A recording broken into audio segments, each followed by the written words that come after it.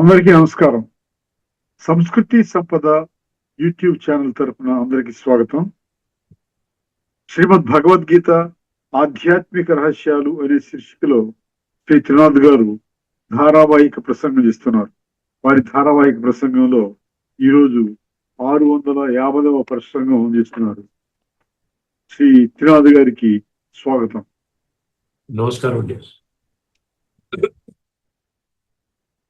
నమస్కారం అండి. శ్రీమద్ భగవద్గీత ఆధ్యాత్మిక రహస్యాలు ఈ యొక్క కార్యక్రమాన్ని తిలకిస్తున్నటువంటి సోదర సోదరిమణులందరికీ కూడా హార్దిక స్వాగతం, సుస్వాగతం, నమస్సుమాంజలి. ముందుగా మనము ధార్మికము ఆధ్యాత్మికము ఈ విషయంపై మరొక ముఖ్యమైనటువంటి అంశాన్ని మనం చర్చించుకుందామండి. ఇప్పుడు వర్తమాన సమాజంలో అండి ధార్మిక జగత్తులో అంటే ధార్మికం అంటే ఏం చెప్పుకున్నామండి? స్థూలము, భౌతికము. అర్థమైందండి? ఈ రెండు కళ్ళతో చూసేటువంటి ప్రపంచం, ఈ రంగురంగుల ప్రపంచం. ఇందులో మనుషులు ఎలా ఉన్నారంటే చాలా స్పీడ్గా ఉన్నారండి. స్పీడ్గా అన్నాళ్ళ ఏమన్నాను అంత ఏంటంటే ఈ ఒక్క జన్మ నాకు అందుబాటులో ఉన్నది, ఇంకా నేను తర్వాత నేనేం చేయలేను, కాబట్టి ఏమి సాధించాలనుకుంటే అంతా ఈ జన్మలో సాధించుకోవాలి అన్నటువంటి ఆ స్పీడ్ అన్నమాట. ఉద్రిక్తత అంటాను చూసారా? ఈ స్ట్రెస్, దీని కారణంగానే మనకి స్ట్రెస్ వస్తుందని గుర్తుపెట్టుకోండి. ఎందుకు ఈ రోజున మనుషులు అనారోగ్య పాలవుతున్నారు? ఇది స్ట్రెస్, స్ట్రెయిన్, ప్రెషరు, టెన్షన్ ఇట్లాంటి పదాలు ఎందుకు వాడుతున్నారు?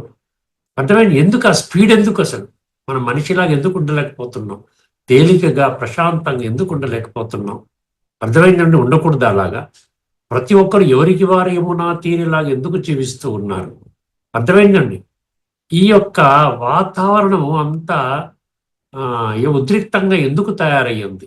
చూడండి, ఎవరికి అంత పెద్ద గొప్ప గొప్ప వాళ్ళు కూడా చాలా స్పీడ్గా కారు నడుపుతారు, స్పీడ్గా అట్లా ఫిజికల్గా అనుకున్నా మొబైల్ పట్టుకుంటారు, వచ్చేస్తారు, ఇచ్చేస్తారు, సమయానికి భోజనం చేయరు, సమయానికి తగినంత నిద్ర పోలేరు.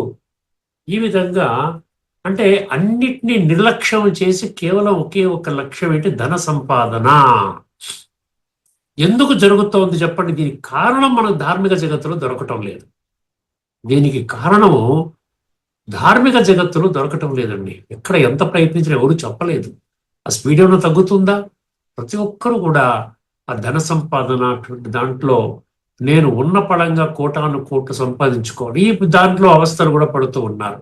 ఎన్నో రకరకాల అనారోగ్య సమస్యలు. ప్రతి కుటుంబంలో ఎవరో ఒకరు తీవ్రమైనటువంటి బాధలో ఉంటారు. అర్థమైందండి? మిగతా వాళ్ళందరూ ఫోకస్ అంతా ఒక్క వ్యక్తి మీద ఉంటుంది. జీవితం అంతా కూడా ఈ విధంగానే సర్దుబాటు వ్యవహారంగానే జరుగుతుంది. కానీ ఒక సంతుష్టత, సంతృప్తి, నేను చక్కటి జీవితాన్ని జీవించాను, ఇప్పుడు యొక్క వర్తమాన జీవితం కూడా చాలా బ్రహ్మాండంగా ఉన్నది, నాది చాలా అన్యోన్యమైనటువంటి ఈ సంబంధాలు ఆ విధంగా ఉన్నాయి, తేలికగా పరమాత్మక స్మృతిలో నేను ఈ శరీరాన్ని కూడా విడిచిపెట్టే సమయంలో పరమాత్మ స్మృతి నాకు ఉంటుంది, ఇటువంటి భావనలు లేవండి. దీని ముఖ్య కారణం ఒకే ఒక్క కారణం అండి, ఒకే ఒక్క కారణం. శ్రద్ధగా వినండి. ఇది ఏమిటంటే అంధవిశ్వాసం నుంచి బయటికి రావాలి, బుద్ధి నేత్రాన్ని తెరుచుకోవాలి, సత్యత ఆధారంగా మనం మన జీవితాన్ని మలచుకోవాలి, టర్న్ చేసుకోవాలి. అర్థమైందండి? ఒకే ఒక్క కారణం ఏంటంటే మనము కాలచక్ర జ్ఞానాన్ని మర్చిపోయాం. కాలచక్రం అనండి, సృష్టి చక్రం అనండి, వరల్డ్ డ్రామా వీల్ అంటాడు. ఆ చక్రం తిరుగుతూనే ఉంటుంది. మనకు తెలుసు, మనం కూడా శాస్త్రాల ప్రకారంగా ఈ కాలచక్రము అన్నట్టు మన పదాలు వాడతారు. సృష్టి అంటారు, సృష్టి చక్రం అంటారు, కాలచక్రం అంటారు. అర్థమైందండి? ఈ జీవితం 24 గంటలకి సమయ చక్రం అంటారు. 3 ఋతువులన్నీ వస్తాయి, 4 ఋతువులు వస్తే ఆ ఋతు చక్రం అంటారు. అర్థమైందండి? రాత్రి పగలు ఆ చక్రం అంటారు, 24 గంటల సమయం ఆ చక్రం అంటారు. ఇలాగ రకరకాల చక్రాల గురించి వింటుంటాం, కానీ మన జీవిత చక్రం గురించి ఎప్పుడైనా విన్నామా? మన జీవితం చక్రం, అది కూడా చక్రమేండి. 3వ అధ్యాయం 16వ శ్లోకం రాసుకోండి మీరు. అర్థమైందండి? ఏవం ప్రవర్తితం చక్రం నానువర్తయ తీహ ఇహ అఘాయురింద్రియారామో మోహం పార్థ సజీవతి. నీ జీవితాన్ని కేవలం ఇంద్రియ సుఖము కోసం, అఘాయు ఇంద్రియారామో, ఇంద్రియ ఆరామం అంట. అర్థమైందండి? మోహం, అఘాయు అంటే పాప కర్మలు చేస్తున్నావు, ఇంద్రియాల సుఖము కోసం అని చెప్పి నువ్వు పాడు కర్మలు చేస్తున్నావు. అఘాయురింద్రియారామో మోఘం అంటే వ్యర్థము. మోఘం పార్థ సజీవతి, ఆ విధంగా చేస్తున్నావు నాయనా. ఎందుకు చేస్తున్నావు అలాగా? నువ్వు మనిషిలాగా ఎందుకు బ్రతకటం లేదు? భగవంతుడు నిన్ను మనిషిగా పుట్టించాడు కదా, మనిషిగా పుట్టించి బుద్ధినేత్రాన్ని ఇచ్చాడు, మంచి చెడు విచక్షణ నిర్ణయాధికారం చేసేటువంటి బుద్ధి అనేటువంటి ఓ చక్కటి ఈ విధంగా ఇచ్చాడు, మన శక్తినిచ్చాడు. అర్థమైందండి? ఈ కాలచక్రం యొక్క జ్ఞానం లేకపోవడం వలన ఈ ఉద్రిక్తత. ఎప్పుడైతే కాలచక్ర జ్ఞానం వస్తుందో మనకేమొస్తుంది? కాలచక్రం జ్ఞానం రావడానికి ఒకే ఒక్క మూల సిద్ధాంతాన్ని మనం గమనించవలసింది ఏంటంటే, నేను శరీరము కాదు, నేను ఈ భౌతిక వినాశీ శరీరము కాదు, నేను అవినాశి ఆత్మను, చైతన్య శక్తిని. ఇది శరీరం అనేది జడము, ఈ శరీరం అనేది ఒక్క జన్మకి మాత్రమే పరిమితము, ఈ తర్వాత మరలా ఇంకొక శరీరం తీసుకోవలసి ఉంటుంది. వాసాంసి జీర్ణాని యథా విహాయ 2:22. ఆత్మ అవినాశి నైనం చిందంతి శస్త్రాణి 2:23. అంటే భగవంతుడి మాటల్ని మనం నిర్లక్ష్యపరచకూడదండి. భగవంతుడు అంటే ఇష్టం అండి, మీరు చెప్పిన మాటలు నాకు అక్కర్లేదంటే భగవంతుడు అంటే ఇష్టం ఉండి ప్రయోజనం ఏమిటి? అర్థమైందండి? డాడీ నువ్వు అంటే నాకు చాలా ఇష్టము, కానీ మీరు చెప్పిన డైరెక్షన్స్ నేను ఫాలో అవ్వను, ఆ మాటలు నాకు ఇష్టము లేదు అంటే ఏం మాట్లాడుతున్నావురా అని ఒక్క దెబ్బ కొడతాడు తండ్రి బిడ్డని. అర్థమైందండి? అదే నడుస్తోంది వర్తమానంలో. భగవంతుడు అంటే ఇష్టము, భగవంతుడు విశ్వాసం ఉన్నది. భగవంతుడు ఎన్ని శ్లోకాలు చెప్తున్నాడు మనకి. సృష్టి యొక్క ఆది మధ్యాంతాల జ్ఞానము నాకు ఒక్కడికే ఉన్నది అంటున్నాడా? ఆ సృష్టి యొక్క ఆది మధ్యాంతాల జ్ఞానం ఉన్నటువంటి ఆ పరమ శక్తి, పరమ సత్యము మనకి ఈ యొక్క జ్ఞానాన్ని బోధిస్తోందండి. అర్థమైందండి? సర్గాణం ఆదిరంతశ్చ మధ్యం చైవాహం అర్జున. సర్గ అంటే సృష్టి అండి. ఆదిరంతశ్చ మధ్యం చైవాహం అర్జున. అర్థమైందండి? ఎంత చక్కగా చెప్తున్నాడు 7:26లో, వేదాహం సర్వభూతాని, వేదాహం. ఒక్కసారి చాలా ముఖ్యమైనటువంటి, నా గురించి తెలియదు నాకు, ఒక్కసారి ఒక్కోసారి మర్చిపోతుంటానండి. వేదాహం సమతీతాని వర్తమానాని చార్జున. 7:26లో ఏం చెప్పాడండి? వేదాహం సమతీతాని వర్తమానాని చార్జున భవిష్యాని చ భూతాని మాం తు వేద నా కశ్చన అన్నాడు. వేద అహం అంటే ఏంటి? నేను, నాకు ఏం తెలుసును అంటున్నాడు. వేద అంటే తెలుసును. వేదాహం సమతీతాని అంటే గడచిపోయినటువంటి కాలము, అంటే నా యొక్క క్రియేషన్ ఏదైతే ఉందో, ఈ క్రియేషన్ గత జన్మలో ఎలాగున్నారు, అంతకుముందు జన్మలో ఎలాగున్నారు, పాస్ట్ వాళ్ళ యొక్క పాస్ట్ అంతా నాకు తెలుసును. వర్తమానాని చార్జున, వర్తమానంలో ఇప్పుడు ఎట్లా అవస్థపడుతున్నారు అన్ని చూస్తున్నాను నేను. భవిష్యాని చ భూతాని, భవిష్యత్తులో వాళ్ళు ఎవరెవరు వాళ్ళ పురుషార్థం అనుసారంగా ఎక్కడెక్కడ ఎటువంటి పదవులు తీసుకోబోతున్నారు, సత్య త్రేత ద్వాపర కలిలో ఇదంతా నాకు తెలుసును, కానీ నా గురించి ఎవరికి తెలియదు. ఎంత చక్కగా చెప్పాడండి. తెలియదు అంటుంటే మాకు తెలుసును అంటారు మీరు. భగవంతుడే మాకు తెలియదంటే మీ గురించి నాకు అంతా తెలుసునండి, భగవద్గీత గురించి తెలుసును, మీరు ఏం చెప్పారో మాకు తెలుసును, మాకేమి సంబంధం లేదు, ఎక్కడో అర్జునుడికి చెప్పారు, ద్వాపరంలో చెప్పారు, యుద్ధం గురించి చెప్పారు. ఇవన్నీ మనం కంక్లూజన్స్ డ్రా చేసుకుని మనం ఏం చేసాం? భగవద్గీత భగవంతుడి నుంచి కూడా దూరం అయిపోయామండి. అర్థమైందండి? అప్పుడు ఈ స్పీడ్ అనేది తగ్గాలి అంటే ఖచ్చితంగా మనం ఆధ్యాత్మిక దృష్టికోణంలోకి వెళ్లాల్సిందే. ఆధ్యాత్మిక దృష్టికోణంలో వెళ్ళనంత వరకు ఈ కాలచక్ర జ్ఞానం ఉండదు. అప్పుడు ఒకే జన్మ, ఇది ఒకటే జన్మ ఉంది, అయిపోయింది, దీని తర్వాత ఇంకా ప్రళయం వచ్చేస్తుంది, ఇంకా జన్మలంటూ లేవు, జన్మరాహిత్యము, ఈ ఒక్క జన్మలో నేను ఇంద్రి సుఖాలన్నీ అనుభవం చేసేయాలి. ఈ స్పీడ్లో ఉన్నాం. ఈ స్పీడ్ తగ్గాలంటే కాలచక్రంలో అనేక జన్మలు ఉన్నాయి, జన్మ తర్వాత జన్మ. అర్థమైందండి? జాతస్య హిద్రువో మృత్యు, పుట్టినవాడు మరణిస్తాడు, మరణించిన వాడు మళ్ళీ ఇప్పుడు జన్మ తీసుకుంటాడు, ఇది అనివార్యము అన్నట్టు. చూసారా? ఇటువంటి ఎన్ని శ్లోకాలు ఇప్పటికే మనం చర్చించుకున్నాం. ఇది ముఖ్యమైన విషయము.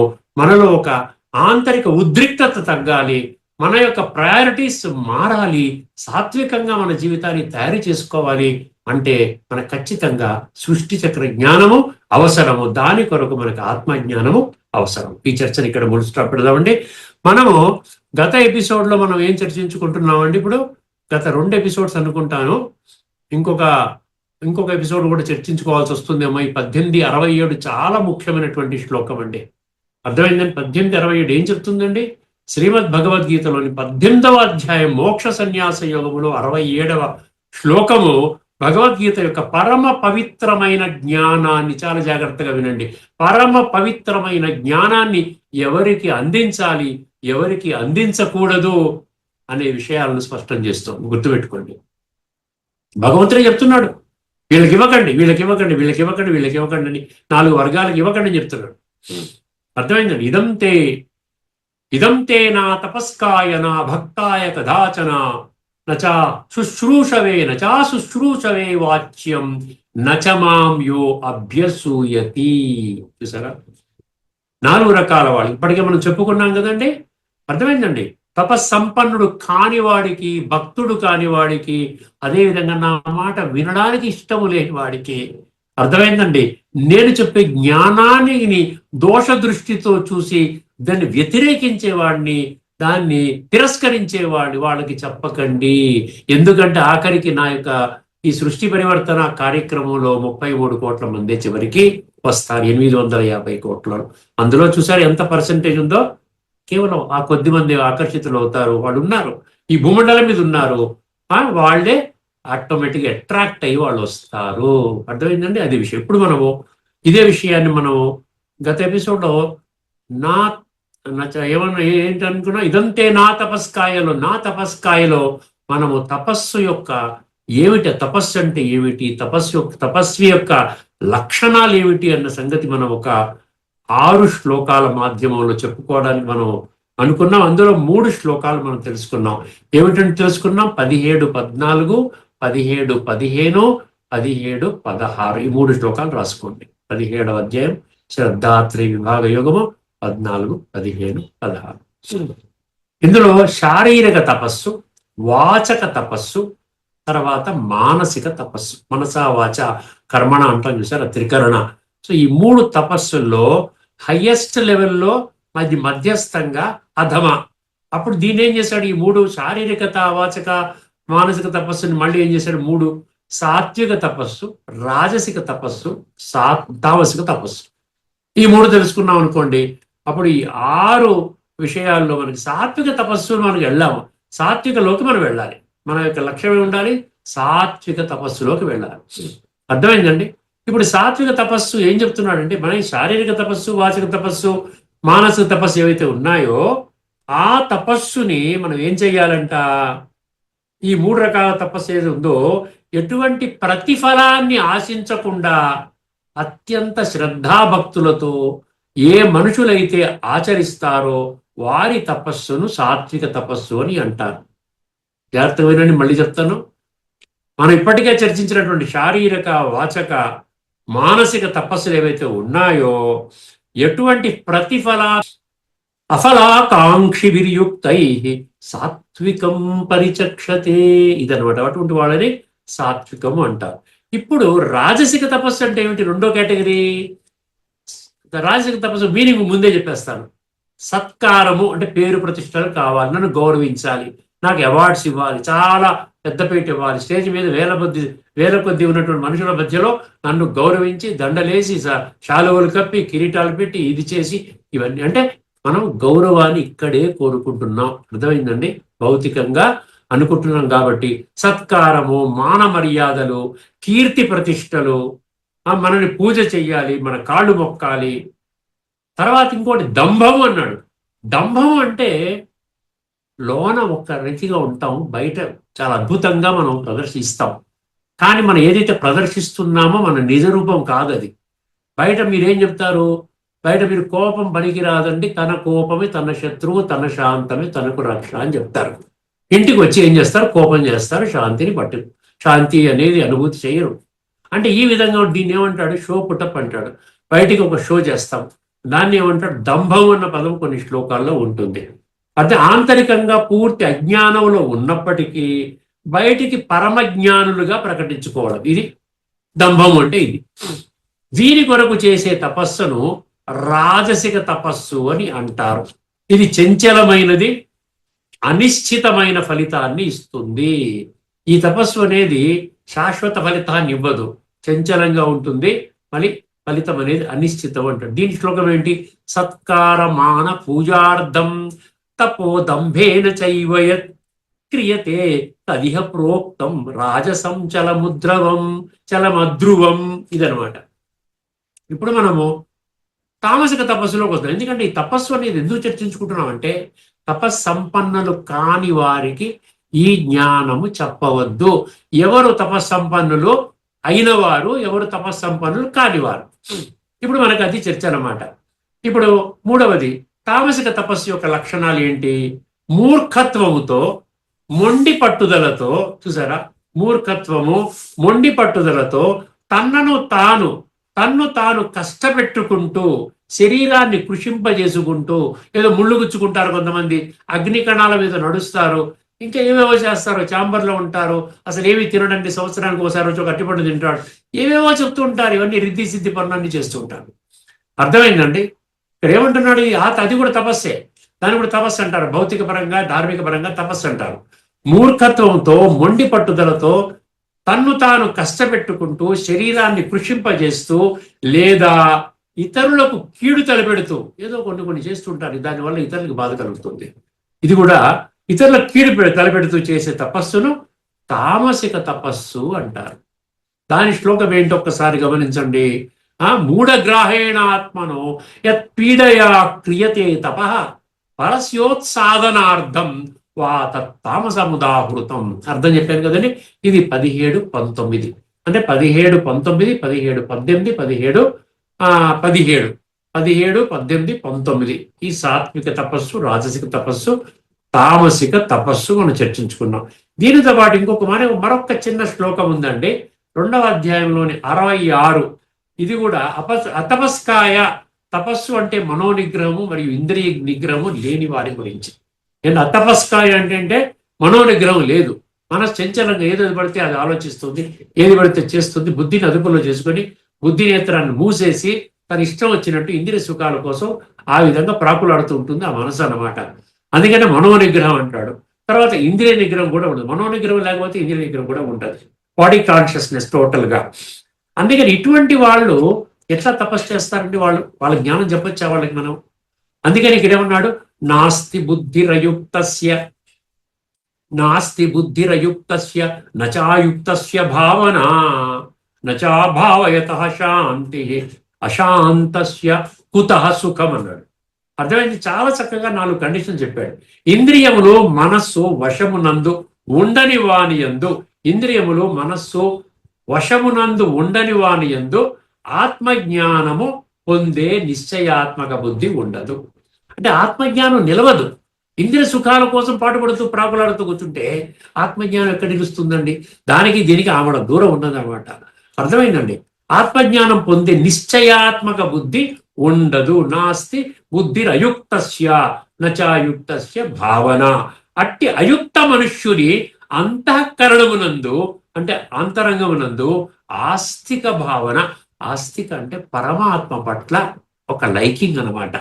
పరమాత్మ పట్ల ఒక శ్రేష్టమైనటువంటి ఆలోచన, పరమాత్మని ప్రాప్తి చేసుకోవాలనేటువంటి ఒక భావన, అటువంటి భావన ఉత్పన్నం అవ్వదు. ఎప్పుడైతే ఈ అయుక్త మనుష్యుడు బుద్ధి నేత్రాన్ని మూర్చుకుని ఉన్నవాడు, దేహభ్రాంతిలోని జీవితాన్ని గడిపినటువంటి వాడికి పరమాత్మ అంటూ ఒకడు ఉన్నాడు.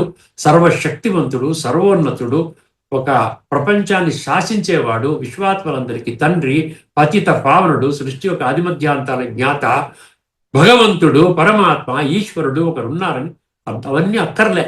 ఎందుకంటే సమయం అంతా కూడా ఈ పనికిరాని విషయాల్లోని గడిపేస్తూ ఉంటాడు కాబట్టి. అటువంటి భావనాహీనుడైనటువంటి అంటే మంచి భావనలు లేని వాడికి శాంతి లభించదు. శాంతి లేని వానికి సుఖము ఎట్లు లభించును? ఇది ప్రశ్నతో ముగించాడు. నచా భావయతః శాంతి అశాంతస్య కుతః సుఖం అన్నాడు. ఇక శాంతి లేని వాడికి సుఖం ఎక్కడి నుంచి వస్తుందండి? శాంతి ఉంటే సుఖం వస్తుంది కదా. అంటే తపస్సంపన్నులు కాని వారికి ఆధ్యాత్మిక జ్ఞానము పొందే అర్హత ఎలాగుంటుంది? తపస్సంపన్నులు కావాలి, మనకి ఇంద్రియ సుఖాలు కావాలి, తపస్సు కావాలి, ఆత్మశుద్ధి కావాలి అంటే 2 పడవల్లో ఆ పడవలో ఒక కాలు, ఈ పడవలో ఒక కాలు వేసి ప్రయాణం చేస్తున్నట్టు అనమాట. చీరిపోతారు. ఒకసారి ఆ పడవ ఇటు వెళ్తుంది, ఈ పడవ ఇటు వెళ్తే చచ్చిపోతారు, చీరిపోతారు. అర్థమైందండి? ఇప్పుడు ఈ శ్లోకాల మధ్య ఉన్నటువంటి సంబంధాన్ని కాస్త అర్థం చేసుకుందామండి. మనం ఇప్పుడు 6 శ్లోకాలు చర్చించుకున్నాం. గత ఎపిసోడ్లో 3 శ్లోకాలు, ఈ ఎపిసోడ్లో 4 శ్లోకాలు చర్చించుకున్నాం, 7 శ్లోకాలు చర్చించుకున్నాం. ఒక్కసారి దీని సంబంధాన్ని గమనించండి. ఒకసారి 1867 ఏదైతే ఇప్పుడు వర్తమానంలో ఇప్పుడు మనం ఈ ఎపిసోడ్లో చర్చించుకున్నటువంటి ఈ యొక్క శ్లోకము ఏదైతే ఉందో, నా తపస్కాయ నా భక్తాయ, నా అతపస్కాయ అంటే తపస్సు లేనివాడికి గీతను బోధించవద్దు. తపస్సు లేనివాడు, తపస్సు లక్షణాలన్నీ చెప్పుకున్నాం, అర్థమైందండి. గీతని బోధించవద్దు అనే పదాలకు ఈ 17వ అధ్యాయంలోని శ్లోకాలకు లోతైన సంబంధం ఉన్నది. 17 అధ్యాయంలో మనం చర్చించుకున్నాం 6 శ్లోకాలు, తర్వాత మనం 2వ అధ్యాయంలో ఒక శ్లోకాన్ని చర్చించుకున్నాం 266. ఒకసారి అర్థం చేసుకునే దానికి దీనికి లింక్ అర్థం చేసుకుంటే మీకు అప్పుడు క్లారిటీ వస్తుంది. అర్హతను నిర్ణయించాలండి. అంటే వాడికి జ్ఞానం ఇవ్వాలా అక్కర్లేదా, అర్హతని మనం నిర్ణయించాలి. ఏ విధంగా నిర్ణయించాలి? ఒక వ్యక్తికి గీతా జ్ఞానాన్ని స్వీకరించే అర్హత ఉన్నదో లేదో చూడటానికి 17వ అధ్యాయంలోని 14, 15, 16 శ్లోకాలలో వర్ణించిన శారీరక, వాచక, మానసిక తపస్సు ఆ వ్యక్తిలో ఉన్నదా లేదా అని పరిశీలించాలి. అర్థమైందండి? తేలిగ్గా ఉన్నాడా, టెన్షన్లో ఉన్నాడా, మాట మధురంగా వస్తోందా, మనసులో ఆలోచనలు పాజిటివ్గా ఉన్నాయా, లేకపోతే ఏదేదో మాట్లాడుతున్నాడా, ఇది గమనిస్తే మనకు అర్థమైపోతుంది వీడికి ఇవ్వవచ్చు ఇవ్వకూడదు అనేది. ఎవరికైతే గురువుల పట్ల కనీస గౌరవము, అదే దేవ ద్విజ గురు ప్రాజ్ఞ పూజనం అన్నట్టు చూసారా, అది 17, 14లో గురువుల పట్ల, పెద్దవాళ్ల పట్ల, తల్లిదండ్రుల పట్ల, జ్ఞానుల పట్ల, ఆ తత్వాన్ని దర్శించినటువంటి వారి పట్ల గౌరవ భావం, సత్యాన్ని వినే ఓర్పు 17, 15లో ఉంటుంది. 17, 14 ఏంటంటే గురువుల పట్ల మంచి భావన, గౌరవ భావము. తర్వాత సత్యాన్ని వినే ఓర్పు లేదండి. సత్యం అక్కర్లే, కేవలం అసతోమ సద్గమే అనుకుంటూ కూర్చుంటారు. నేను అసత్య మార్గంలో ఉన్నాను తండ్రి, నాకు సత్యం బోధించు అని ప్రశ్న అడుగుతున్నావు. భగవంతుడు చెప్పినటువంటి ఆన్సర్ నాకు అవసరం లేదు. అంటే సత్యం వినే ఓర్పు లేదు మనుషులకి. సత్యాన్ని యాక్సెప్ట్ చెయ్యలేరు, అసత్యంలో కూరుకుపోయి ఉన్నారు పూర్తిగా. నేను దేహం అంటే అసత్యము, నేను ఆత్మని, ఇది నా దేహం అంటే సత్యము. సత్యాన్ని వినే ఓర్పు అది 17, 15లో ఉంది. తర్వాత ఆత్మ నిగ్రహము 17, 16లో. అర్థమైందండి? ఈ 3 లేవో వారిని ఏమంటారంట అతపస్వి. అతపస్వి అని గీత ముద్ర వేస్తోంది. గీత ఏమేసిందండి? మీరు నా జ్ఞానాన్ని యాక్సెప్ట్ చెయ్యలేరు, మీరు కూడా, అందుకనే మీకు మేము జ్ఞానం ఇవ్వము. అలాంటి వారికి గీతా తత్వాన్ని బోధించిన అర్థం చేసుకోలేరు. చూసారా ఎంత చక్కగా చెప్తున్నాడు? గీతా జ్ఞానాన్ని బోధించిన అర్థం చేసుకోడు, పైగా అపార్థం చేసుకుంటారు. వంకర టెంకరగా ఇప్పుడు చెప్తున్న ఎన్నో వీడియోస్ ఉన్నాయి కదా, మంచి విషయాలు చెప్తే దాన్ని మంచిని యాక్సెప్ట్ చేయరండి, దాన్ని నెగిటివ్లో కన్వర్ట్ చేసి అందులో లోపాలని ఎత్తుక్కుంటూ కూర్చొని ఎలాగ దుష్ప్రచారం చేసి ఆ పేరు ప్రతిష్టలు వీళ్ళని తీసేయాలి, ఇది చేస్తే నాకు కూడా డబ్బు వస్తుంది, యూట్యూబ్ ఈ వ్యూస్ ద్వారా వస్తుందని ఈ విధంగా దుష్ప్రచారం చేస్తున్నారు. అందుకనే అపార్థం చేసుకుంటారు. 17లో చెప్పబడిన సాత్విక తపస్సు లక్షణాలు ఉన్నవారే గీతను వినడానికి నిజమైన అర్హత కలిగిన వారు. గుర్తుపెట్టుకోండి, సాత్విక తపస్సు మనం చెప్పుకున్నాం. దీనికి భిన్నంగా రాజసిక తపస్సు లేదా తామసిక తపస్సు అంటే 17లోని 18, 19 శ్లోకాలు. దీనికి చెందినటువంటి వారు కేవలము అహంకారం కోసమో ఇతరులకు కీడు కలిగించడానికో నియమాలు పాటిస్తుంటే వారు 18వ అధ్యాయంలోని 67వ శ్లోకం ప్రకారము గీతా జ్ఞానాన్ని స్వీకరించడానికి అనర్హులు అని గీత నిర్ద్వంద్వముగా ప్రకటిస్తుంది. అర్థమైందండి? నిర్ద్వంద్వముగా, చాలా స్పష్టంగా. అతపస్కాయ అతపస్కాయ అంటే ఏంటి? అటువంటి తపస్సంపన్నులు కాని వారికి ఆధ్యాత్మిక జ్ఞానాన్ని ఇవ్వకూడదు. అర్థమైందండి? ఆధ్యాత్మిక జ్ఞానాన్ని ఇవ్వకూడదు అని భగవంతుడే స్వయముగా నిషేధాన్ని విధించడము జరిగింది. దీనిలో ఎక్కడైనా ఏదైనా తప్పు ఉందా చెప్పండి? ఈ శ్లోకం ఏం చెప్తోంది? అర్థమైంది? అతపస్కాయ, ఆత్మశుద్ధి చేసుకోవడానికి ఎటువంటి ఆలోచన లేదు, అసలు ఆత్మజ్ఞానమే లేదు కదండి. ఆత్మజ్ఞానం ఎక్కడి నుంచి వస్తోంది? భగవద్గీతని ఆధ్యాత్మిక దృష్టికోణంలో అర్థం చేసుకుంటే వస్తోంది. అధ్యాత్మ జ్ఞాన నిత్యత్వం అన్నాడు కదా గీతలో, అన్నాడు కదా గీతలో 13, 11 తీసుకోండి. అర్థమైందండి? ఈ నేను శరీరం అనుకుంటూ 100% నేను శరీరం అంటూ కూర్చుని ఆ జీవితాన్నంతా శరీర సుఖాలు అంటే ఇంద్రియ సుఖాలు, దానికోసమే జీవితాన్ని పణంగా పెట్టుకొని రకరకాల విధాలుగా టెన్షన్స్లోకి వచ్చేసేసి రోగాలు పాలైపోతూ, ఆసుపత్రి పాలైపోతూ, చివరికి సంపూర్ణంగా భగవంతుడు ఇచ్చినటువంటి ఆయుష్ని ఎంజాయ్ చేయకుండా, ఏమంటే మనకు తెలుసును ఈ యొక్క శరీరము టెంపరరీ అని సంగతి తెలిసినప్పటికీ ఇదే పర్మనెంట్ అనుకుంటూ జీవించేస్తున్నాం. అర్థమైందండి? అందుకనే ఈ యొక్క నా అతపస్కాయ అన్న విషయాన్ని కూలంకషంగా మనము చర్చించుకున్నాం. ఇక్కడితో మనం చర్చను ముగించుకుని తదుపరి ఎపిసోడ్లో నా భక్తాయ అన్నాడు, నా అభక్తాయ అన్నమాట. అంటే భక్తుడు కానివాడు వాడికి కూడా మీరు ఈ గీతా జ్ఞానాన్ని చెప్పకండి అన్నాడు. సో ఈ భక్తుడి యొక్క ఆ విశ్లేషణ కూడా మనం చాలా డీటెయిల్డ్గా, భక్తుడి యొక్క లక్షణాలు ఏమిటి, ఏ విధంగా ఎటువంటి లక్షణాలు ఉన్నవాడిని నిజమైన భక్తుడని భగవంతుడు ఆ విధంగా నిర్వచిస్తున్నాడు అన్న విషయాన్ని మనం తదుపరి ఎపిసోడ్లో చర్చించుకుందామండి. అంతవరకు సెలవు. అందరికీ నమస్కారము. లోకా సమస్త సుఖినో భవంతు. ఓం శాంతి. శ్రీమద్ భగవద్గీత ఆధ్యాత్మిక రహస్యాలు అనే శీర్షికలో ధారావాహిక ప్రసంగం చేసిన శ్రీ త్రినాథ్ గారికి ధన్యవాదాలు. నమస్కారం అండి.